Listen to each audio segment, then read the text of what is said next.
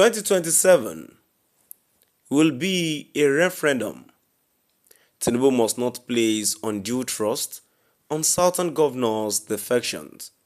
Ohanaeze speaks. Good day, my dear listeners. Of course, an interesting news coming to your listening ears, and it's worth it. Moving on to the full details, kindly please ensure you like, subscribe to this channel, and share.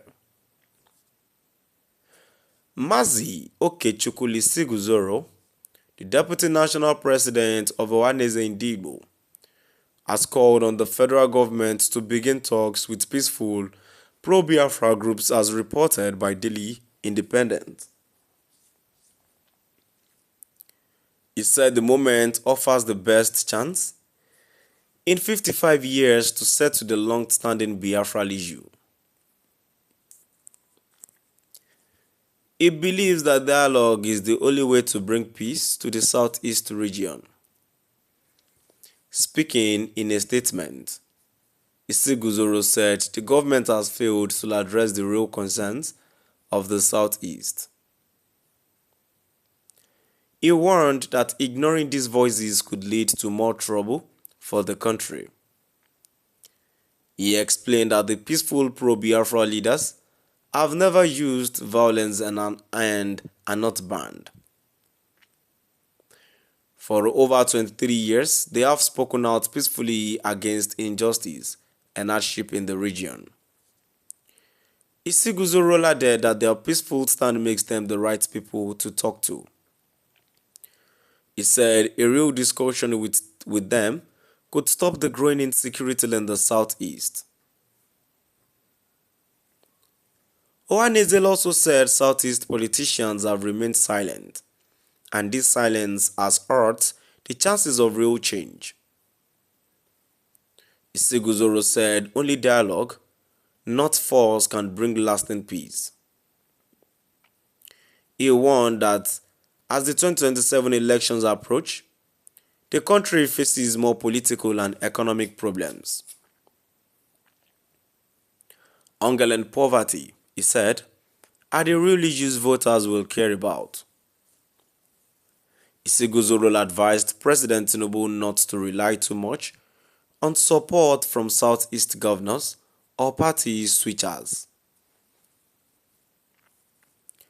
He said such support is often weak and only for personal gain. He stressed that the real influence in the Southeast now lies with the peaceful pro-Biafra leaders.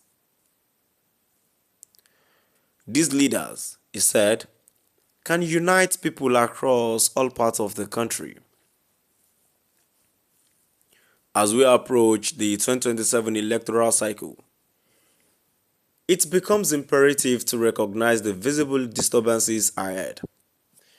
This upcoming election will serve as a referendum on the pervasive issues of hunger and poverty that plague our nation. President TINUBU must not place undue trust in ephemeral political endorsement or defections from southern state governors.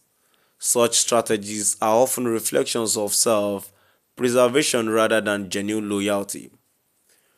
History has shown us that these previously employed tactics are riddled with peril, as exemplified by the fate that befell former President Goodluck Jonathan in the 2015 elections, he said.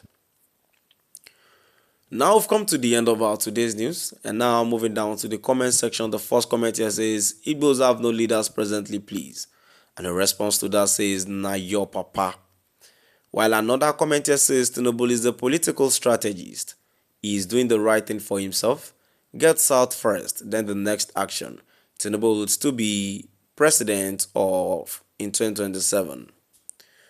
A comment who says federal government must institute commissions to dialogue with all agitators. So far, the government have offered no alternative to the current unitary dictatorship. Unacceptable.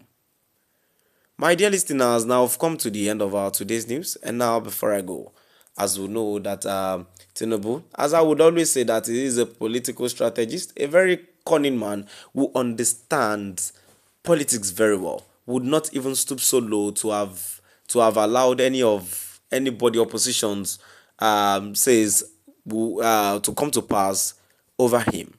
So my dear listeners, kindly please do drop out the comment section and let's know what your view is all about. Thank you for listening.